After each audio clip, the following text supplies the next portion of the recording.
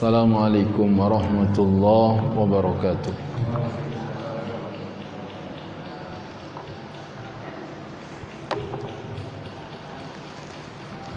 Innal hamdalillah nahmaduhu wa nasta'inuhu wa nastaghfiruh wa na'udzu billahi min shururi anfusina wa sayyiati a'malina.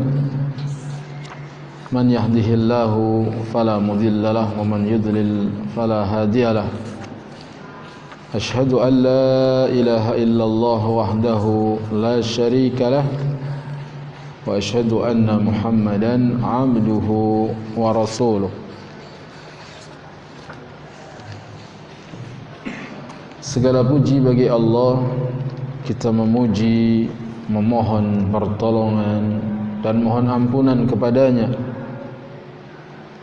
Kita berlindung kepada Allah dari keburukan diri kita dan dari kejahatan amal perbuatan kita. Barang siapa yang diberi petunjuk oleh Allah, maka tidak ada yang bisa menyesatkannya. Namun barang siapa yang disesatkan, maka tidak ada yang bisa menunjukinya. Allah Ta'ala berfirman, innamal mu'minuna ikhwatun fa aslihu baina akhawaykum fattaqullaha la'allakum turhamun. Sesungguhnya orang mukmin itu bersaudara, maka damaikanlah di antara saudaramu. Takutlah kamu kepada Allah agar Allah merahmatimu. Allah Ta'ala juga berfirman, ya ayyuhalladzina amanu taqullaha wa qulu qawlan sadida yuslih lakum a'malakum wa yaghfir lakum dhunubakum wa ma yuti'illaha wa rasulahu faqad faza fawzan 'azima. Wahai orang-orang yang beriman, bertakwalah kalian kepada Allah dan berkatalah dengan perkataan yang jujur. Niscaya Allah akan memperbaiki amal-amalmu dan Allah akan menghapuskan dosa-dosamu. Barang siapa yang taat kepada Allah dan taat kepada Rasulnya, dialah orang yang beruntung dengan keberuntungan yang besar. Amma ba'du, sesungguhnya sebaik-baik perkataan adalah firman Allah Al-Quranul Karim. Sebaik-baik petunjuk adalah petunjuk Nabi Muhammad sallallahu alaihi wasallam. Adapun sejelek-jelek perkara dalam agama adalah perkara-perkara yang baru. Semua perkara-perkara yang baru dalam agama namanya bid'ah. Semua bid'ah itu menyesatkan dan kesesatan itu tempatnya di neraka. Jamaah Masjid Raya Taman Yasmin rahimakumullah, apa kabar? Alhamdulillah, Allah pertemukan kembali di tempat ini untuk membahas sebaik-baik pelajaran, yaitu pelajaran tauhid, juga dari kitab yang terbaik, kitab At-Tauhid, Kitab At-Tauhid, yang disyarah oleh Ustaz Yazid bin Abdul Qadir Jawas hafizahullah. Masuk bab yang ke-6, diberi judul penjelasan tauhid dan syahadat la ilaha illallah. Apa sih yang dimaksud dengan tauhid? Yang dimaksud dengan tauhid adalah beribadah hanya kepada Allah saja dan tidak kepada yang lainnya. Takut hanya kepada Allah saja, bukan kepada yang lainnya. Allah Ta'ala berfirman dalam surat Al-Isra ayat 57, ulaika alladziina yad'uuna yabtaghuna ila rabbihimul wasilata ayyuhum aqrabu wa yarjuna rahmatahu wa yakhafuna 'adzabah inna adzaba rabbika kana mahdura. Orang-orang yang mereka seru itu, apakah jin, apakah malaikat, mereka sendiri mencari jalan kepada Rabb mereka. Siapa di antara mereka yang lebih dekat kepada Allah? Jadi jin-jin itu yang masuk Islam, mereka mendekatkan diri kepada Allah. Lalu bagaimana kita akan menyembah kepada jin? Jinnya sendiri mendekatkan diri kepada Allah.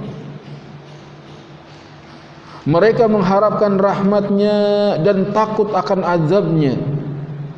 Sesungguhnya azab Rabbmu itu suatu yang harus ditakuti. Sahabat Abdullah bin Mas'ud radhiyallahu anhu berkata mengenai ayat tersebut di atas, dahulu terdapat sekelompok manusia yang menyembah sekelompok jin. Ternyata jin-jin yang disembah tersebut masuk Islam. Sedangkan mereka, orang-orangnya yang menyembah jin, masih berpegang kepada agama mereka. Riwayat ini sahih, diriwayatkan oleh Bukhari dan Muslim. Bagaimana orang nyembah sama jin? Jinnya sendiri nyembah Allah. Alangkah kelirunya.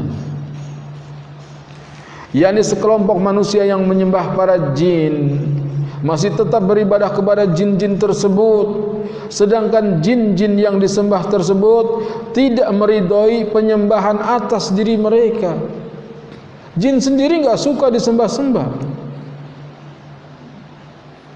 karena mereka sudah masuk Islam dan mereka mencari jalan untuk dekat kepada Rabb mereka, yaitu dengan beramal saleh.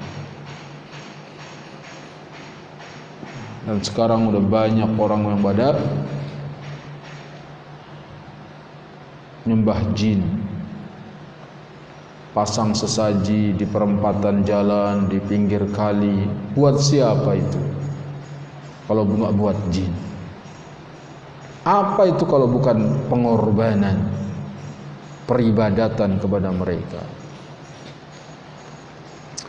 Diriwayatkan dari Abdullah bin Abbas radhiyallahu anhuma bahwa dia berkata mengenai ayat di atas, dahulu orang-orang musyrikin mengatakan, kami beribadah kepada malaikat, kepada Nabi Isa Al-Masih, dan kepada Uzair. Karena Nabi Isa dianggap anak Tuhan oleh orang Nasrani. Uzair dianggap anak Tuhan oleh orang Yahudi. Mereka itulah yang diseru diibadahi oleh orang-orang musyrik tersebut. Makanya turun ayat ini. Bagaimana engkau menyembah kepada Nabi Isa? Bagaimana engkau menyembah Uzair? Nabi Isa sendiri mendekatkan diri kepada Allah. Dan memang Nabi Isa bukan Tuhan, juga bukan anak Tuhan. Kenapa sih kok mereka menganggap bahwa Nabi Isa itu anak Tuhan? Karena Maryam hamil tanpa ada suaminya. Berarti Tuhan ini yang menghamili Maryam. Anaknya berarti anak Tuhan. La ilaha illallah. Hanya karena enggak ada ayahnya kemudian dianggap anak Tuhan. Lalu bagaimana dengan Adam? Nabi Adam enggak ada ayahnya, enggak ada ibunya, saja bukan Tuhan. Apalagi masih ada ibunya. Begitu juga Hawa. Hawa dia ada tanpa ada ibunya, cuma ada Adam. Kekeliruan yang fatal bagi mereka. Syekhul Islam Ibn Taimiyah rahimahullah berkata, pendapat-pendapat ini semuanya benar. Artinya penafsiran dari Abdullah bin Mas'ud, Abdullah bin Abbas benar. Kalau menurut Abdullah bin Mas'ud, dulunya mereka menyembah jin. Menurut Abdullah bin Abbas, dulunya mereka menyembah Uzair, menyembah Nabi Isa. Benar. Karena ayat ini mencakup segala yang diibadahi, sedangkan dia yang diibadahi itu sendiri justru beribadah kepada Allah Subhanahu wa taala, baik itu dari golongan malaikat, jin maupun manusia. Semoga kita beribadahnya hanya kepada Allah saja. Pembicaraan dalam ayat ini mengarah kepada setiap orang yang beribadah kepada sembahan selain Allah Azza wa Jalla, sedangkan sembahan tersebut justru mencari jalan untuk dekat kepada Allah, mengharapkan rahmatnya dan takut akan azabnya. Malaikat takut azab Allah. Malaikat enggak akan diazab karena malaikat enggak ada yang melanggar. Para nabi juga takut kepada Allah. Bagaimana malaikat enggak takut? Allah berfirman saja di langit, malaikat pingsan.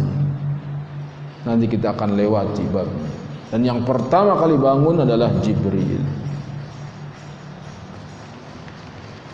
Ayat tersebut mencakup tiap orang yang berdoa kepada orang yang sudah meninggal atau orang yang tidak hadir, baik dari golongan nabi maupun orang-orang saleh, baik berdoa dengan mengatakan lafaz istighasah maupun dengan lafaz yang lainnya. Salah semuanya itu. Doa kepada orang sudah meninggal atau orangnya masih hidup tapi enggak ada di hadapannya, kecuali pakai HP. Kalau pakai HP orang yang enggak hadir masih bisa. Sebagaimana ayat ini juga mencakup orang-orang yang berdoa kepada malaikat maupun jin. Allah Subhanahu wa taala telah melarang kita berdoa kepada mereka, yaitu sembahan selain Allah semuanya. Dan Allah Subhanahu wa taala pun telah menjelaskan bahwa mereka tidak bisa menghilangkan bahaya dan tidak juga bisa meringankannya. Tuhan-Tuhan yang kau sembah selain Allah, apakah jin, apakah malaikat, apakah orang mati, enggak bisa menyembuhkannya, bahkan meringankan aja enggak bisa. Dukun yang kena corona misalnya, atau kena wabah yang harus dia meninggal, maka dia enggak bisa menolong dirinya. Kalau Allah Ta'ala takdirkan meninggal, enggak ada yang bisa menolaknya. Oleh karena itu, setiap orang yang berdoa kepada orang yang sudah mati atau orang yang tidak hadir di hadapannya dari kalangan para nabi dan orang-orang saleh ataupun orang-orang yang berdoa kepada para malaikat, sungguh orang tersebut telah berdoa kepada sesuatu yang tidak bisa menolongnya, yang ia sama sekali tidak memiliki kekuasaan untuk menghilangkan mara bahaya dan juga tidak bisa memindahkannya dari dirinya. Makanya anak-anaknya Amr bin Jamuh cerdas. Ketika bapaknya nyembah berhala yang namanya Manat, bagaimana cara menyadarkannya? Dicolong itu berhalanya malam-malam, dibuang ke tempat sampah. Pagi-pagi Amr bin Jamuh nyari, mana Tuhan saya, mana Tuhan saya. Begitu dicari lagi nyungsep di tempat sampah. Diambil. Siapa yang mencuri Tuhan saya hukum dengan hukuman yang keras.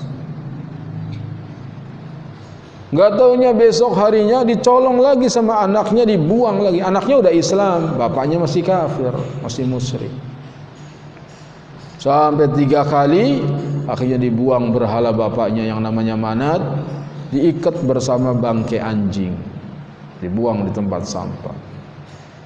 Begitu Amr bin Jamuh melihat Tuhannya lagi pelukan sama bangkai anjing, baru dia sadar, kalau kamu Tuhan, tentu gak akan terhina seperti itu. Baru akhirnya Amr bin Jamuh masuk Islam. Dikasih tahu bahwa Tuhanmu itu gak bisa ngapa-ngapa. Begitu juga Ibrahim alaihi wassalatu wassalam ketika menyadarkan kaumnya dan Namrud rajanya, ini orang pada nyembah patung, nggak ngerti-ngerti, suruh nyembah Allah nggak mau, dihajar patungnya itu, dihancurkan. Gitu. Tapi Nabi Ibrahim nggak diviralkan, diam-diam aja dihancurkan patung. Akhirnya mereka pun tersadar tentang kelemahan berhala itu, tetapi bukannya malah menerima ajaran Ibrahim, Ibrahimnya dihukum, yaitu dibakar. Tapi Nabi Ibrahim berdoa, hasbunallah wa ni'mal wakil. Allah suruh api itu dingin, ya narakuni bardan wa salaman ala Ibrahim. Ya Allah, jadilah kamu dingin, selamatkanlah Nabi Ibrahim. Ayat ini memberikan faedah yang pertama, bantahan terhadap orang-orang yang berdoa kepada para wali dan orang-orang saleh untuk menghilangkan mara bahaya atau untuk mendatangkan manfaat. Sebab mereka sendiri tidak mampu untuk menolak bahaya atau mendatangkan manfaat bagi diri mereka sendiri. Lalu bagaimana mungkin mereka mampu untuk orang lain? Itu berhala ketika dihancurkan oleh Ibrahim alaihissalatu wassalam, apa bisa ngelawan? Enggak bisa. Kalau enggak bisa membela dirinya, apatah lagi membela penyembahnya. Yang kedua, ayat ini juga berisi bantahan terhadap orang yang berdoa kepada orang saleh, kemudian mengatakan, aku tidak mempersekutukan Allah sama sekali. Yang dinamakan syirik, mempersekutukan Allah Ta'ala adalah beribadah kepada patung. Saya nggak beribadah kepada patung, ini kuburan orang saleh. Karena kesyirikan pada ayat ini tidak berkaitan dengan penyembahan kepada patung. Ayat ini menjelaskan bukan sekedar patung, tetapi min dunillah. Jadi mereka menyembah selain Allah. Ulaika alladzina yad'una yabtaghuna ila rabbihimul wasilata ayyuhum aqrab wa yarjuna rahmatahu wa yakhafuna 'adzabahu.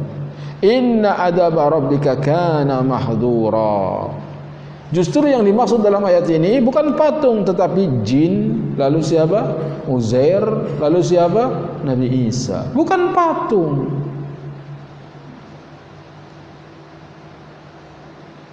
Bahkan patung-patung itu juga, patung-patung itu yang juga asalnya adalah orang saleh. Seperti dalam riwayat bahwa dulu di zaman Nabi Nuh ada orang namanya Wad, Suwa, Yahud, Ya'uq, Nasr. Mereka orang saleh. Begitu meninggal, dibuatkan monumen-monumen di atas kuburan-kuburannya, lalu disembah-sembah. Ketika Nabi Nuh mengajak jangan sembah mereka, sembah Allah saja, maka pembesar kaumnya Nabi Nuh mengatakan, la tadarunna alihatakum wa la tadarunna wadda wa la suwa'a wa la yahutha wa ya'uq wa nasra. Jangan kau tinggalkan penyembahan kepada Tuhan-Tuhanmu. Jangan kau tinggalkan Wad, Suwa, Yahuth, Ya'uq dan Nasr. Kata Abdullah bin Abbas, mereka orang soleh di zaman Nabi Nuh.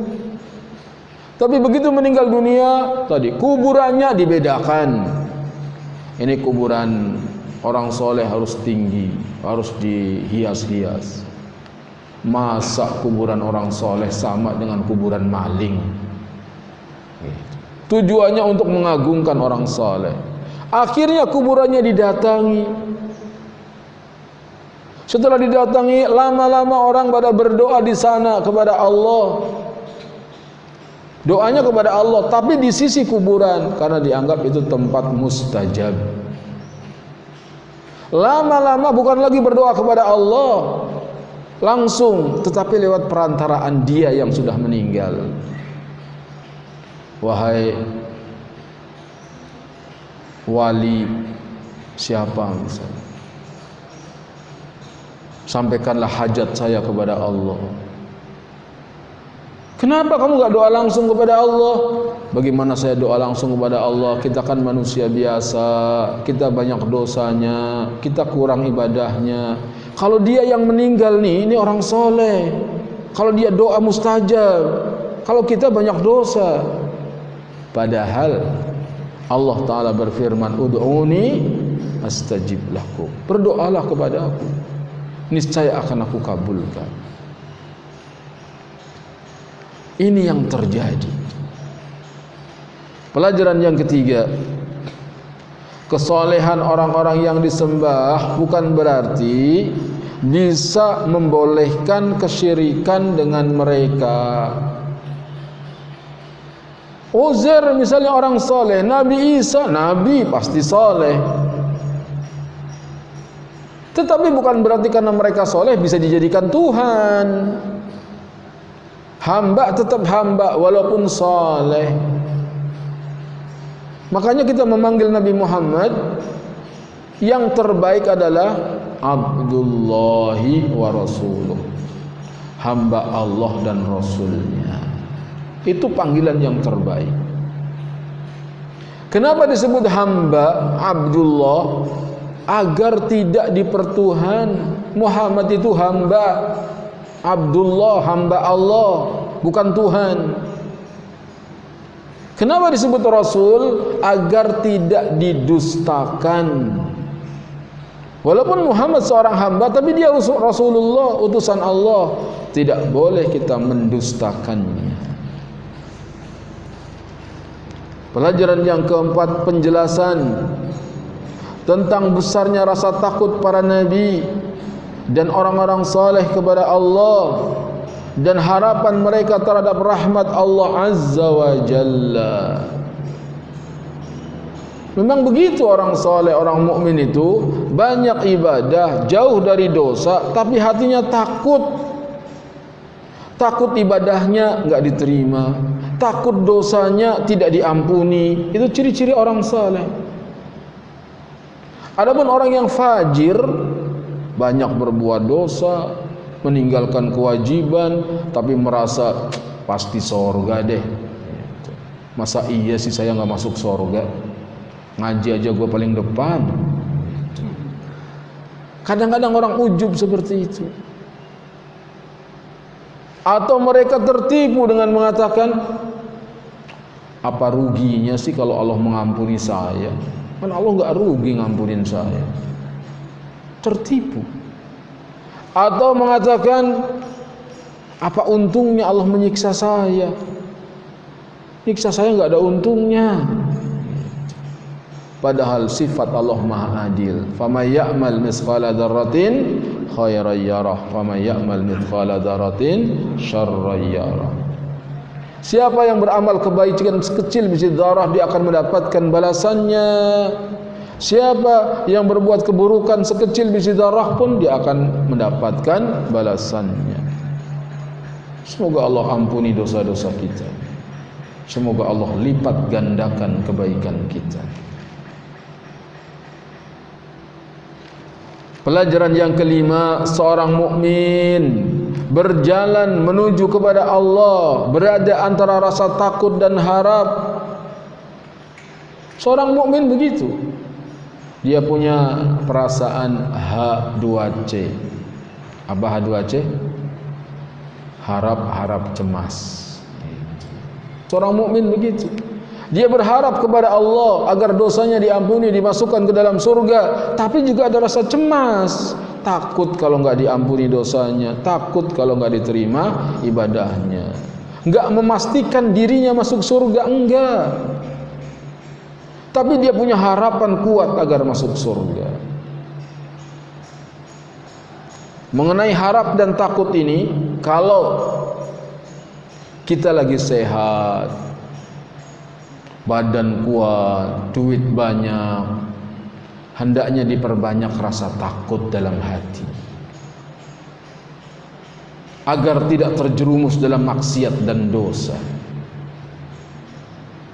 Sebaliknya, dalam kondisi lagi sakit-sakitan, meriang, kayaknya udah dekat mati, hendaknya diperberat rasa harap. agar kita meninggal tidak dalam keadaan putus asa dari rahmat Allah.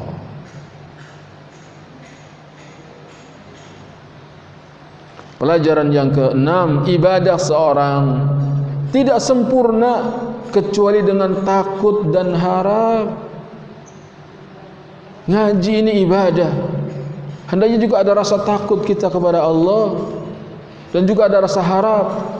Semoga kedatangan kita di sini menjadi pemberat timbangan kebaikan kita di hari kiamat. Dengan khauf seorang bisa berhenti dari hal-hal yang dilarang. Dengan khauf, dengan takut, kita bisa mencegah dari perbuatan dosa. Karena jatuhnya manusia ke dalam maksiat, jatuhnya manusia ke dalam dosa karena minimnya rasa takut kepada Allah. Minim, rasa takutnya kecil. Maka Nabi setiap berada di majlis, beliau membaca, Allahumma qsim lana min khasyatika ma tahulu bihi bainana wa baina ma'asik. Ya Allah, aku mohon rasa takut kepadamu, rasa takut yang dapat menghalangi kami dari maksiat kepadamu. Nabi minta agar diberi rasa takut. Coba kalau antum berduaan dengan orang yang dicintainya, berduaan, gak ada yang lihat. Yang di depannya misalnya perempuan cantik yang dicintainya, dia mengajak berzina. Ya Allah, gak ada orang lain, cuman berdua. Itu untuk menghindarnya, katanya lebih berat daripada sholat 100 rakaat. Untuk menghindarnya lebih berat daripada sholat 100 rakaat. Sholat 100 rakaat masih bisa sedikit selesai. Tapi menghindar dari godaan itu berat sekali. Makanya siapa yang bisa menghindar dari berzina ketika sudah digoda begitu, termasuk 7 golongan yang dinaungi oleh Allah nanti di hari kiamat. Seperti dalam hadis, sab'atun yudhilluhumullahu fi dhillihi yawma la dhilla illa dhilluh. 7 golongan yang dinaungi oleh Allah di hari kiamat tatkala tidak ada naungan kecuali naungan darinya. Salah satunya, wa rajulun da'atuhum ra'atun dhatu mansabin wa jamalin faqala inni akhafullah. Seorang lelaki yang digoda oleh seorang wanita yang cantik, tapi dia mengatakan, aku takut kepada Allah. Pengen enggak? Sebenarnya sih pengen, tapi aku takut kepada Allah. Dia tinggalkan. Seperti kisah siapa? Nabi Yusuf digoda-goda oleh siapa? Zulaikha. Zulaikha udah dandan cantik, pakai baju yang tipis. Berhalanya Zulaikha sudah diikat matanya dengan kain biar nggak ngelihat. Dia mau berbuat dosa, berhalanya matanya ditutupi. Kalau zaman sekarang dilakban, biar nggak ngelihat dia mau berbuat dosa. Apa kata Nabi Yusuf? Engkau takut kepada berhala, sementara aku tidak takut kepada Allah yang Maha Melihat. Gak mau Nabi Yusuf, lari. Dikejar oleh siapa? Zulaikha, ditarik bajunya, sobek bagian belakang. Berarti yang suka ngejar-ngejar sebenarnya laki-laki apa perempuan? Hah? Perempuan lah. Gitu. Mana dalilnya? Kisah Nabi Yusuf. Gitu. Emang lu Yusuf? Gitu. Kalau laki-laki yang ngejar, mana dalilnya? Nggak ada. Kalau perempuan yang ngejar, dalilnya kisah Nabi Yusuf. Pelajaran yang ke-7, penetapan sifat rahmah atau kasih sayang bagi Allah sesuai dengan kebesaran dan keagungannya. Allah Ta'ala Maha Pengasih, Maha Penyayang. Tetapi pengasih penyayangnya Allah tidak sama dengan pengasih penyayangnya makhluk. Makhluk ini kadang ketika dia sayang kepada seseorang, dia tidak dihukum walaupun salah. Kenapa? Karena dia kasih sayang. Allah pengasih, Allah penyayang. Tetapi tetap jangan menghalangimu rasa belas kasihan dari menegakkan hukum Allah. Ketika menjelaskan tentang hukum pezina yang dirajam atau pezina yang didera. Kadang pemuda-pemudi bujangan saling mencintai lalu mereka berzina. Itu hukumannya didera 100 kali. Dan tidak boleh hanya karena kita kasihan dia orang suka sama suka, nggak usah ditegakkan hukum lah, nggak boleh. Harus ditegakkan hukum. Walaupun kita kesian, nggak boleh. Kesiannya kita untuk meninggalkan hukum Allah. Nabi perintahkan, suruh anakmu salat umur 7 tahun. Pukul kalau berani meninggalkan salat umur 10 tahun. Jadi kalau kita punya anak sudah 10 tahun suruh salat enggak mau, sabet. Pukul, Nabi yang suruh. Oh, enggak kasihan sama anak. Justru ini kasihan. Kalau anakmu enggak salat, dibiarkan enggak salat, itu bahayanya neraka. Tahu hukuman orang yang enggak salat? Tidur di atas batu. Kepalanya di atas batu. Lalu diambil batu sebesar kepalanya, dikepruk kepalanya, pecah. Menggelundung batunya. Kepalanya pecah. Lalu malaikat ambil batu lagi, kepalanya udah bulat lagi, dikepruk lagi terus, berulang-ulang. Apa kita nggak kasihan anak kita kepalanya dikepruk dengan batu? Ya kasihan sih. Kalau kasihan, jangan biarkan anakmu nggak sholat. Karena ketika Jibril ditanya siapa itu yang dihukum seperti itu adalah umatmu yang tidur di malam hari dan tidur di siang hari nggak sholat. Jadi orang yang nggak sholat itu hukumannya. Ya Allah, sekiranya kita tahu, tentu kita nggak akan biarkan anak kita nggak sholat. Benar apa kata Nabi, "Lau ta'lamuna ma a'lam la dhahiktum qalilan wa la bakaitum katsira." Sekiranya kamu tahu seperti yang aku tahu, niscaya kalian akan sedikit tertawa dan banyak menangis. Kalau tahu, sayangnya kita tidak tahu. Ayat berikutnya, surat Az-Zukhruf, surat yang ke-43 ayat 26-28.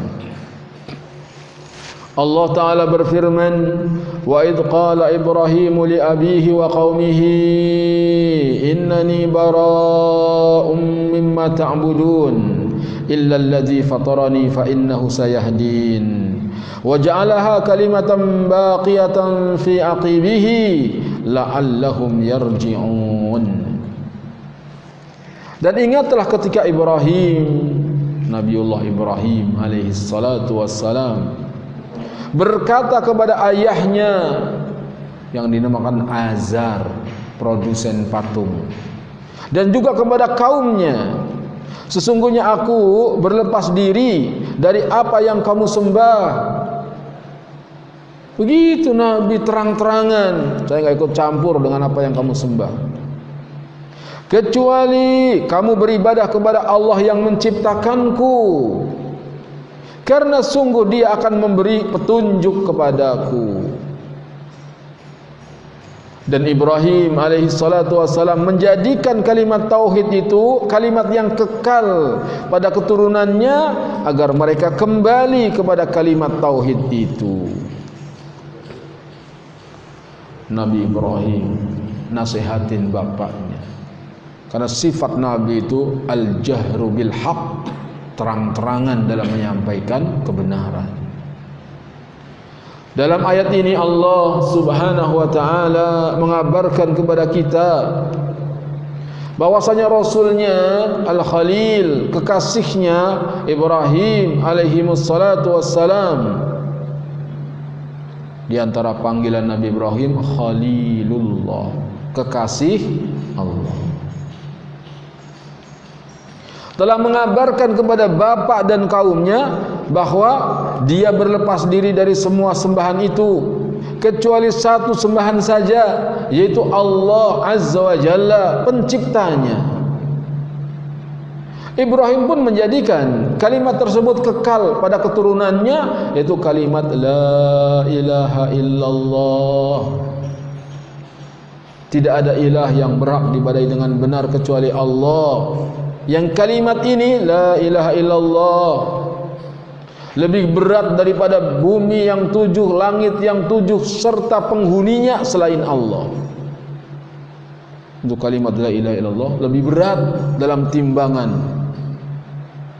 daripada langit yang 7 beserta penghuninya selain Allah, daripada bumi yang 7. Kalimat la ilaha illallah tetap diingat anak cucunya yang mengucapkan kalimat tauhid ini sebagaimana ditafsirkan oleh para ulama. Semoga kita juga terbiasa mengucapkan la ilaha illallah, la ilaha illallah, la ilaha illallah. Terus biasakan berzikir la ilaha illallah. Bosan baca la ilaha illallah, boleh baca yang lain. Subhanallah, alhamdulillah, Allahu akbar, subhanallah, alhamdulillah, Allahu akbar. Begitu zikir, dan itu kalimat thayyibah. Jadi ayat ini mengandung makna dari kalimat tauhid la ilaha illallah, yaitu berlepas diri dari kesyirikan dan mengesahkan Allah dalam ibadah. Itulah yang namanya tauhid. Makanya dibawakan ayat ini di bab penafsiran tauhid. Apa sih yang dimaksud dengan tauhid? Yang dimaksud dengan tauhid berlepas diri dari semua Tuhan. La ilaha, tidak ada Tuhan illallah, menetapkan Tuhan hanya Allah saja. Itu tauhid. Bukan Tuhan kita Allah, tetapi Tuhan yang lain juga tidak kita ingkari. Belum bertauhid. Jadi tauhid itu harus tinggalkan semua Tuhan selain Allah. Itu buang tuh jimat-jimat, cincin-cincin yang dianggap ada kekuatannya, buang. Itu orang yang bertauhid. Penyembahan kepada kubur-kubur orang soleh tinggalkan, itu baru tauhid.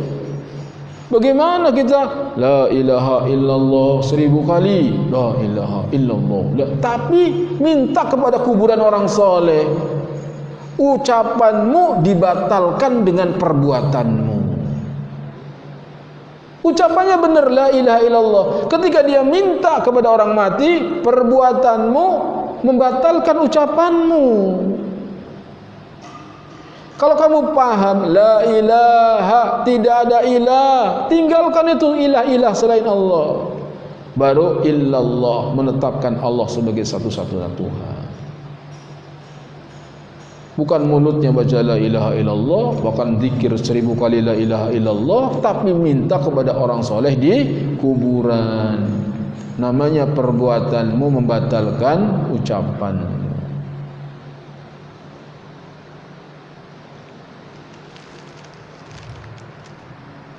Adapun an-nafyu, la ilaha illallah itu ada dua rukunnya, an-nafyu dan isbat. An-nafyu ditunjukkan oleh perkataan Ibrahim, sesungguhnya aku berlepas diri dari apa yang kamu sembah. Itu an-nafyu, meniadakan semua sesembahan. Sedangkan al-isbat terdapat pada kalimat Nabi Ibrahim alaihi salatu wasalam, illallah illalladzi fatarani, kecuali Allah yang menciptakanku. Itu berarti menetapkan Tuhan hanya Allah. Jadi banyak orang Islam yang mulutnya mengucapkan la ilaha illallah, tapi karena enggak paham, ketika lagi susah, dia minta tolongnya kepada dukun, kepada paranormal. Padahal dia telah mengucapkan iyyaka na'budu wa iyyaka nasta'in. Hanya kepadamu ya Allah kami beribadah, hanya kepada kamu ya Allah kami mohon pertolongan. Tapi kalau prakteknya dia minta tolong sama dukun, berarti ayatnya telah dia rubah. Iyyaka na'budu wa dukun nasta'in. Kepadamu ya Allah kami beribadah, tapi kepada dukun aku minta tolong. Enggak benar.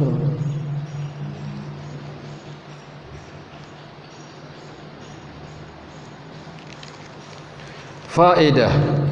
Pertama, kesatuan landasan agama para nabi alaihi wassalatu wassalam, yaitu tauhid.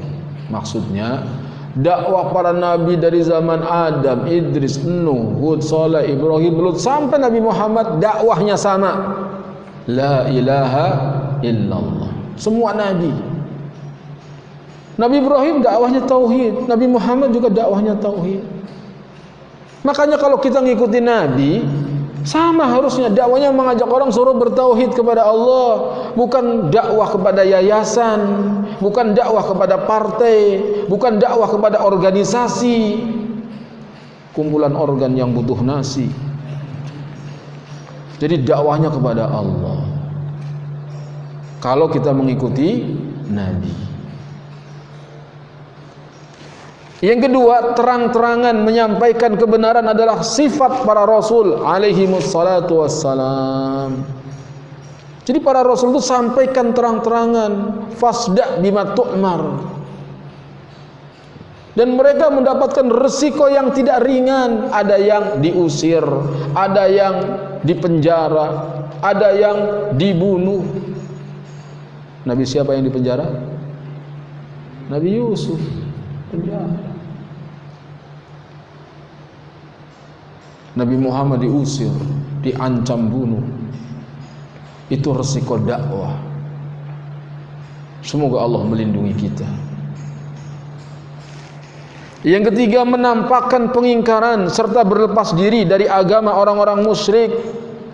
Jangan menyetujui, apalagi mengucapkan selamat. Tidak, mengingkari. Kalau kita mengingkari orang-orang kafir, itu bentuk belas kasihan kita kepada mereka. Loh, mengingkari kok belas kasihan bagaimana? Sebab dengan kita mengingkari, kita berharap mereka masuk Islam. Dengan sebab mereka masuk Islam, mereka akan mendapatkan surga. Kalau ada orang kafir dibiarkan dalam kekafiran, tidak diingkari, dia terancam neraka, berarti kita jahat. Tetangganya mau masuk neraka, biarin aja, biarin masuk neraka. Itu orang jahat. Kalau orang baik, aduh kasihan dia tetangga saya, ajak dia masuk Islam biar masuk surga. Itu orang yang baik. Sehingga para pemimpin yang melarang mendakwahi orang kafir, ini orang jahat ini. Orang mau masuk neraka kok dibiarin, malah didukung, difasilitasi. Jahat. Sehingga dikatakan Allah tersenyum. Ada orang masuk surga dengan dirantai. Tersenyum. Orang mau masuk surga harus dirantai. Apa maksudnya? Orang kafir perang kalah, ditawan dengan dirantai. Begitu sudah dari tawanan muslim, dia melihat orang Islam, dapat hidayah masuk Islam. Akhirnya masuk surga. Masuk surganya dengan apa? Dengan dirantai dulu. Alhamdulillah kita orang tua Islam. Kita lahir orang tua Islam. Dengan sendirinya kita juga muslim. Yang penting adalah istiqamah, terus berada di atas Islam. Wala tamutunna illa wa antum muslimun. Jangan sekali-kali kamu mati kecuali dalam keadaan muslim.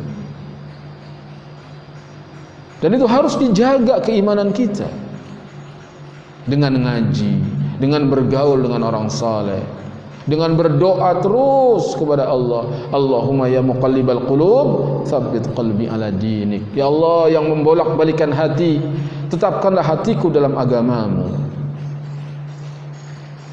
Pelajaran yang keempat, penjelasan bahwasanya kaum Nabi Ibrahim alaihi wassalatu wassalam menyembah Allah, tetapi mereka mempersekutukannya dengan yang lain. Umatnya Nabi Ibrahim Tuhannya Allah juga, tapi menuhankan berhala juga. Pelajaran yang kelima, ketika Nabi Allah Ibrahim alaihi wassalatu wassalam berlepas diri dari sembahan-sembahan selain Allah Subhanahu wa ta'ala. Kemudian dia berkata dengan tegas, illallazi fatarani fa innahu sayahdin, kecuali kamu menyembah Allah yang menciptakanku, karena sungguh dia akan memberikan petunjuk kepadaku. Dalam perkataan Nabi Ibrahim alaihi wassalatu wassalam ini terdapat dua faedah. Pertama, isyarat terhadap alasan kenapa kita harus mengesahkan Allah Azza wa Jalla dalam ibadah. Apa alasannya? Sebagaimana yang Allah Ta'ala adalah esa dalam penciptaan, maka dia pun wajib diesahkan dalam peribadatan. Allah sendirian ketika menciptakan kita, maka harusnya Allah sendirian yang disembah, jangan sembah yang lain. Emang yang menciptakan kita kuburan? Emang yang menciptakan kita patung-patung? Jawabannya bukan. Siapa yang menciptakanmu? Allah. Kalau kamu tahu Tuhannya Allah, sembah Allah saja.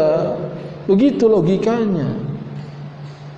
Tahu Tuhannya Allah, kau menyembah selain Allah. Isyarat yang kedua, rusaknya penyembah berhala. Karena berhala itu tidak menciptakan, tidak memberi rezeki, tidak memberi kesembuhan kalau sakit. Kalau disembah, rusak akalmu, sakit akalnya. Kalau sehat akalnya, waras akalnya, tentu dia akan menyembah yang menciptakannya, yang memberikan rezeki kepadanya, yang menghidupkan dan mematikannya. Dan itu semua adalah hak Allah. Ya Allah, semoga kita bisa pertahankan akidah ini sampai kita masuk surga. Di akhir zaman ini, Masya Allah, kalau enggak dijaga itu anak-anak kita, tiap hari tontonan-tontonan yang merusak mereka, enggak tahu bagaimana 20 tahun, 50 tahun yang akan datang. Apa masih ada orang mau duduk ngaji seperti ini? Kita enggak tahu. Makanya kita ngaji, bagus ngaji. Istrimu ngaji apa enggak? Anakmu pada ngaji apa enggak? Ini yang jadi PR buat kita. Yang lain mau ngaji kayak mau enggak, jangan. Kalau kita kasihan, kita ajak mereka ngaji. Kalau kita kasihan. Tapi kalau kita tega, nggak apa-apa, biarin neraka deh. Maka ya udah biarin aja. Tetapi Nabi Muhammad SAW berletih, berlelah, berdarah-darah, hanya ingin menyelamatkan manusia ke dalam surga. Enggak ada tujuan yang lain. Nabi Muhammad berdakwah, berletih, berlelah, sampai ditawarin jabatan, ditawarin harta benda, ditawarin wanita yang paling cantik buat Nabi. Yang penting jangan dakwah. Tetap Nabi berdakwah. Semoga kita menjadi pengikut Nabi yang sebenarnya. Ayat berikutnya, surat At-Taubah, surat yang ke-9 ayat 31. Allah Ta'ala berfirman, ittakhadhu akhbarahum wa ruhbanahum arbaban min dunillahi wal masih ibn Maryam wa ma umiru illa liya'budu ilaha wahida la ilaha illahu subhanahu amma yusyrikun.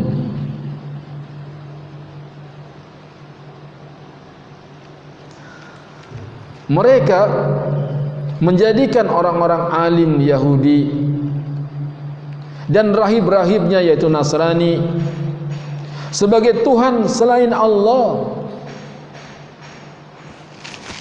Jadi mereka menjadikan rahibnya sebagai Tuhan.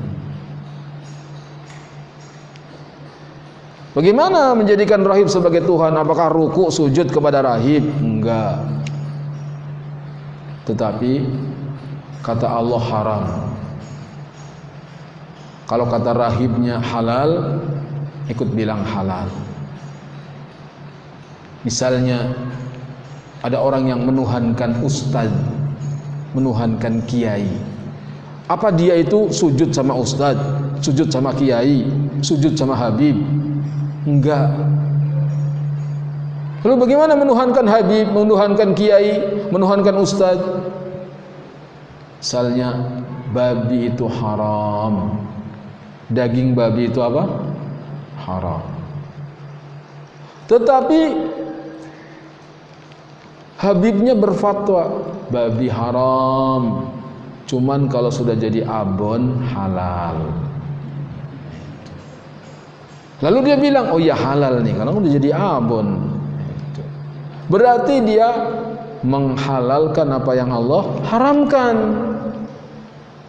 Dia berarti menuhankan, karena yang berhak menghalalkan dan mengharamkan Allah. Bunga bank haram, haram. Riba itu haram. Tapi ini bukan riba, ini bunga. Haram itu kalau ad'afan mudha'afah, kalau berkali-kali lipat. Kalau cuma 5%, 3% halal. Dia ikut menghalalkannya, itu menuhankan berarti.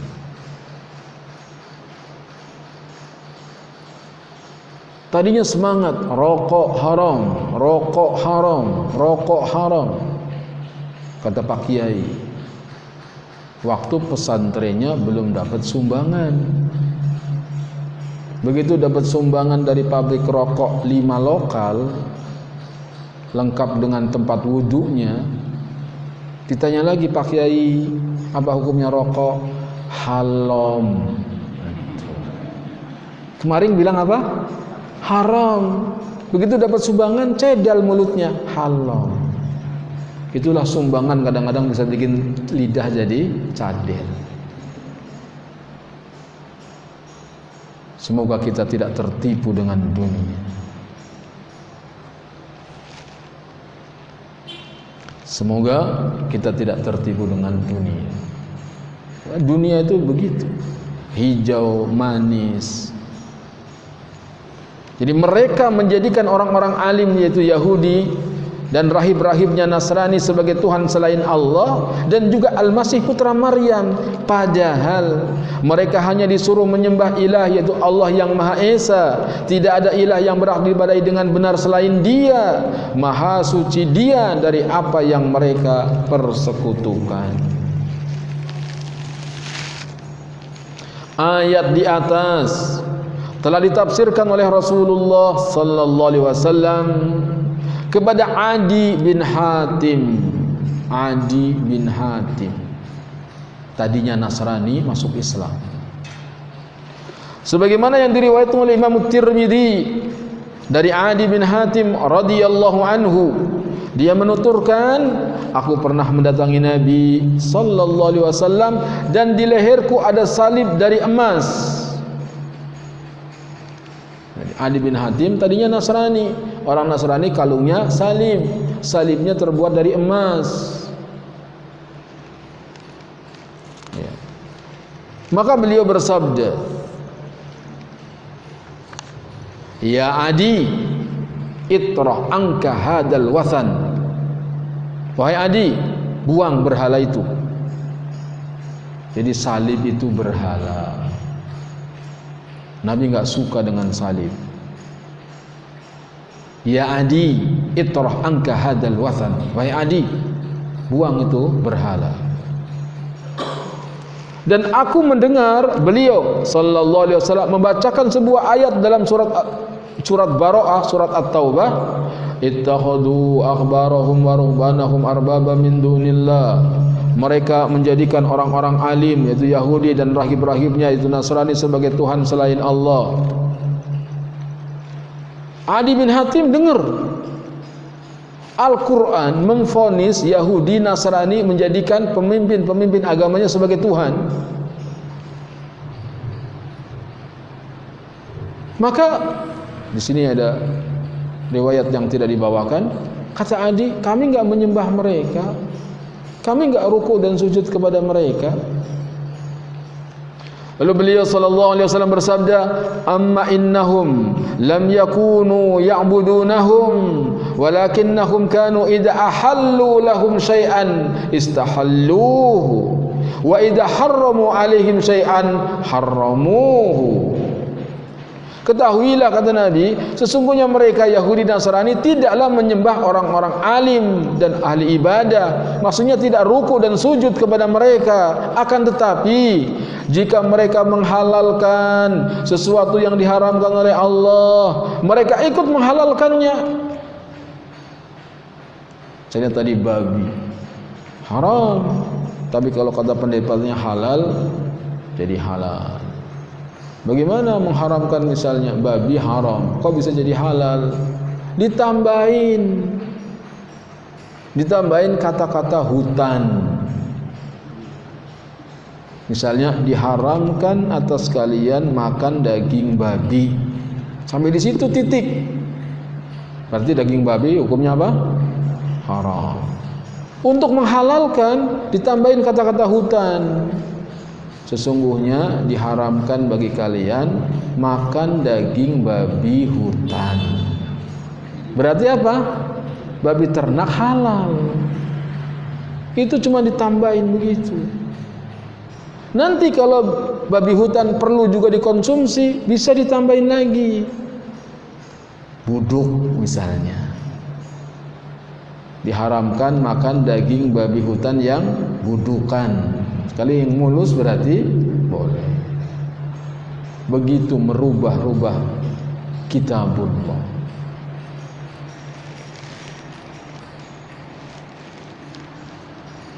Dan jika mereka mengharamkan sesuatu yang jelas-jelas dihalalkan oleh Allah, mereka ikut mengharamkannya.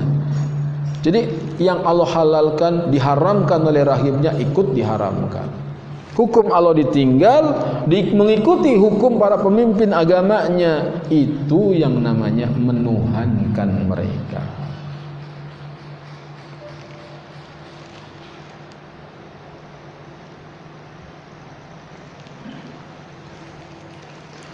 Faidah yang diambil pertama,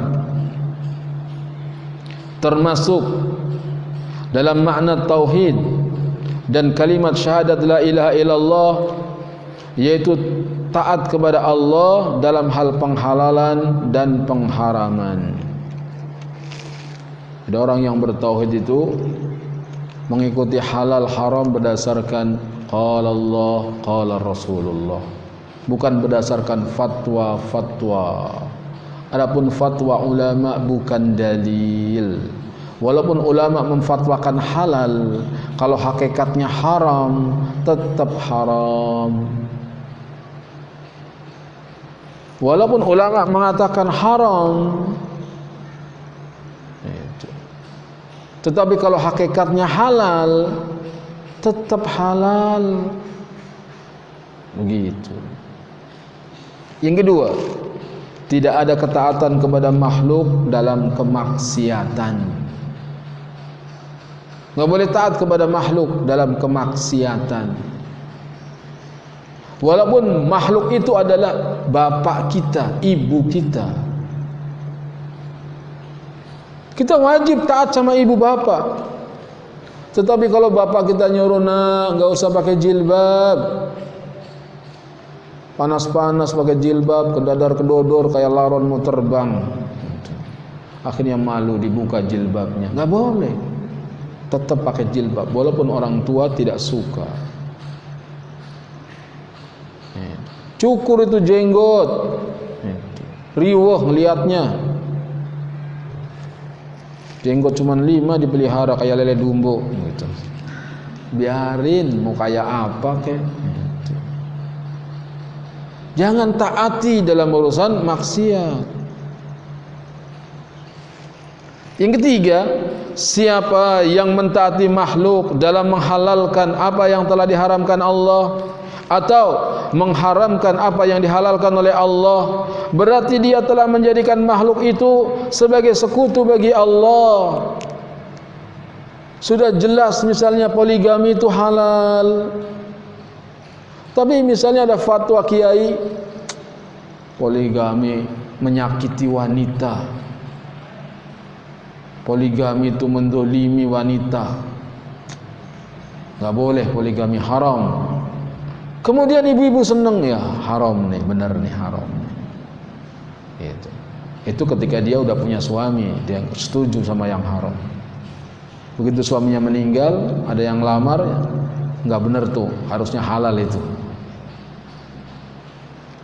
Kita mengikuti apa yang telah Allah halalkan kemudian diharamkan oleh pemimpin agama, kita ikut bilang haram, berarti menuhankan pemimpin agama itu. Halal tetap halal. Itu. Kayak kalau ditanya gimana poligami, halal apa haram? Halal. Kok kamu nggak mau dipoligami? Ya nggak apa-apa, orang gue nggak mau. Halal buat suami orang, suami gue jangan. Itu boleh saja, hak dia. Tapi nggak boleh mengharamkan apa yang halal. Tetap nggak boleh, halal tetap halal. Adapun kalau nggak mau, ya nggak apa-apa. Masih banyak yang mau. Astagfirullah. Itu contoh saja. Yang keempat, ulama itu tidak terjaga dari kesalahan. Ulama itu tidak maksum. Yang terpelihara dari kesalahan Al-Quran, hadis yang sahih, itu pasti kebenarannya. Adapun fatwa ulama bukan dalil. Kadang fatwa ulama benar, atau mungkin sering benar, atau kita katakan fatwa ulama itu benar, kadang-kadang ada yang keliru. Namanya juga manusia, bukan Tuhan. Yang kelima, bahayanya ulama yang sesat terhadap umat. Kalau ulama sudah diulamakan, nggak taunya sesat, akhirnya membolehkan yang dilarang, melarang yang dibolehkan. Itu bahaya sekali ulama yang sesat. Yang keenam, penjelasan terhadap penyimpangan orang-orang Yahudi dan Nasrani dari agama yang lurus. Dari zaman Nabi mereka sudah menyimpang. Allah yang kabarkan dalam surat At-Taubah ayat 31. Yang ketujuh, ayat di atas membantah orang-orang Nasrani dalam keyakinan mereka terhadap Isa Al-Masih alaihi wassalatu wassalam, dan penjelasan bahwa beliau sallallahu alaihi wasallam adalah seorang hamba. Nabi Isa itu seorang hamba. Maka barang siapa yang bersaksi la ilaha illallah Muhammadur Rasulullah, Isa hamba Allah dan Rasulnya, dan kalimatnya yang disampaikan kepada Maryam dan ruh darinya, lalu bersaksi surga itu benar adanya, neraka itu benar adanya, maka Allah akan masukkan dia dalam surga betapapun amalnya. 5 kesaksian ini nanti kita akan lewati insyaallah hadisnya. Yang ke-8, pensucian Allah dari sekutu. Maha suci Allah dari segala kekurangan, maha suci Allah dari sekutu. Enggak ada sekutu bagi Allah. La ilaha illallah.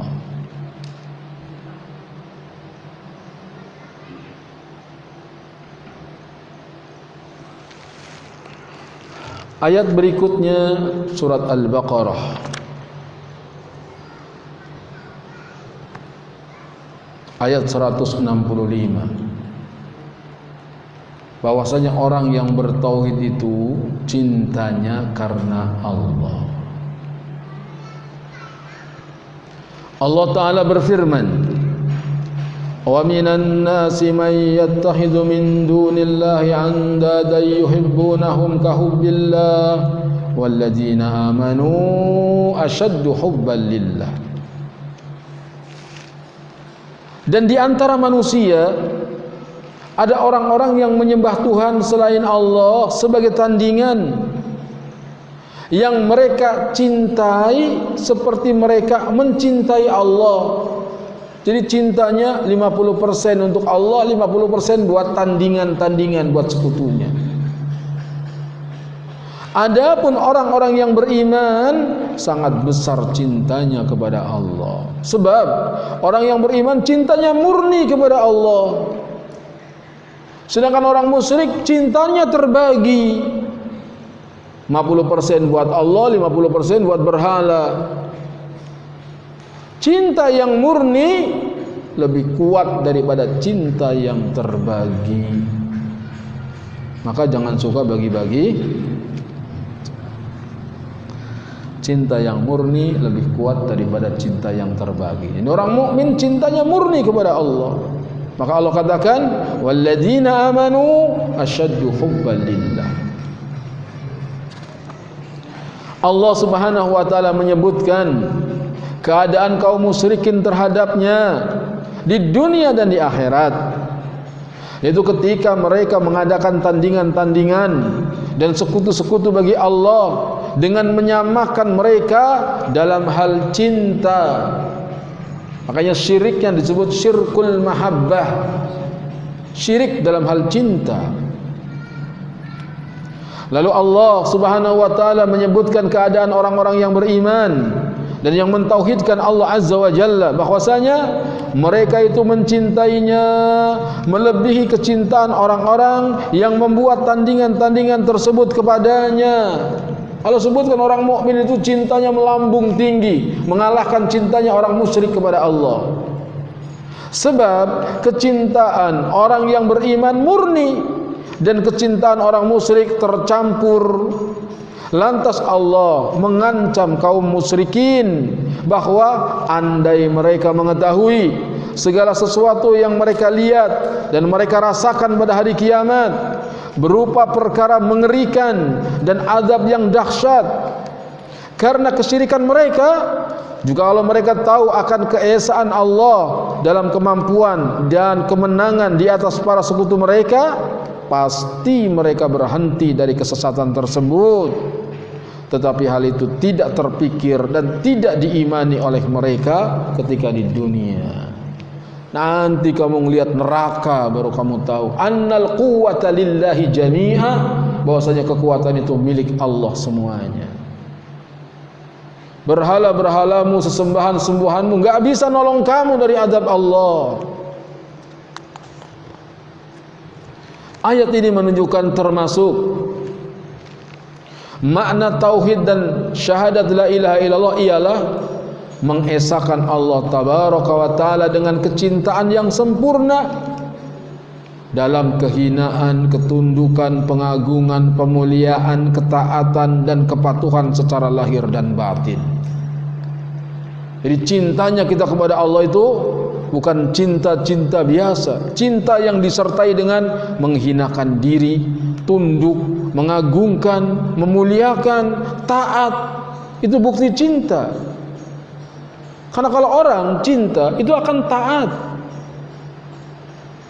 Lau kana hubbuka shadiqan la ata'tahu.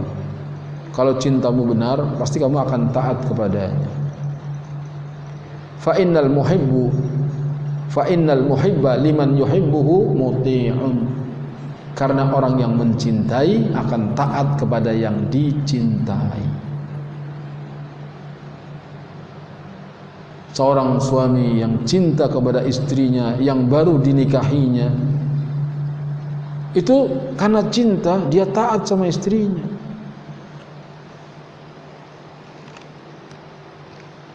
Hamil istri yang idam, malam-malam dia bilang, "Mas, cariin rujak nanas." Malam-malam suruh nyari rujak nanas. Karena cinta sama istri, ya tunggu deh saya nyari keluar. Demi istrinya. Karena cinta. Tapi kalau udah kurang cintanya, istrinya hamil kedua udah kurang cintanya. Nih hamil mas, pengen makan bakso. Udah malam, udah pada tutup. Ini ngidam mas. Ngidam apa kesempatan? Gitu. Ngidam. Kata suaminya yang udah nggak cinta, nggak ada dalilnya. Idam dibilang nggak ada dalil. Kalau cinta, turuti. Bukti cinta itu akan menuruti. Kalau kita cinta kepada Allah, ini dia. Harus menghinakan diri, tunduk, mengagungkan, memuliakan, taat, patuh lahir dan batin.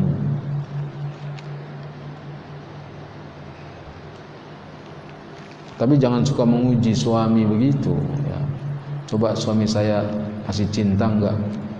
Malam-malam dibangunin suruh nyari nasi goreng. Jangan suka menguji seperti itu. Faedah yang kedua, kecintaan yang seperti ini adalah termasuk ibadah. Orang-orang musyrik juga mencintai Allah, akan tetapi hal itu tidak bermanfaat serta tidak memasukkan mereka ke dalam Islam, karena mereka telah mempersekutukan Allah dengan yang lainnya dalam hal kecintaan ini. Orang musyrik cinta nggak kepada Allah? Cinta. Kok nggak berguna cintanya? Karena ada syirik. Yani dia cinta juga kepada yang lain. Sedangkan Allah berfirman, la in asyrakta la yahbatanna amaluka wa la takunanna minal khasirin. Kalau engkau berbuat syirik, batal semua amalmu dan engkau termasuk orang yang merugi.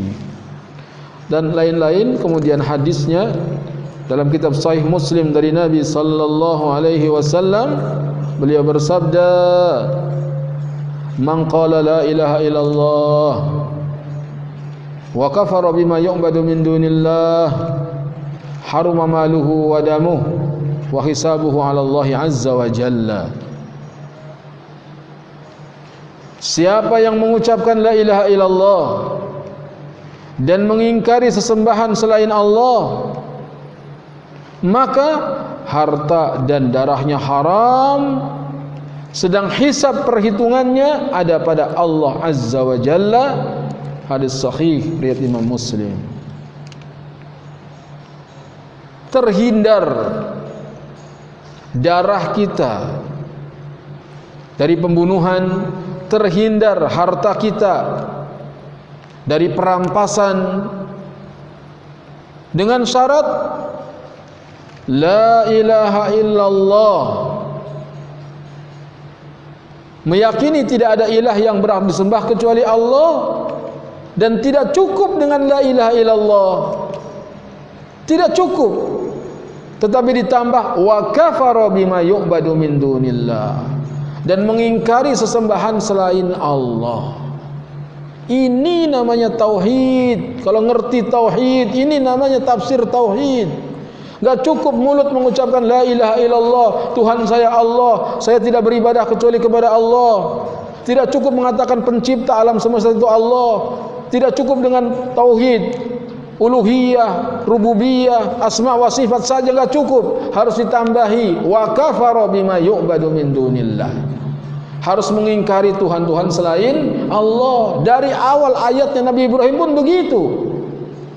Innani bara'um mimma ta'budun. Aku berlepas diri dari apa yang kamu sembah.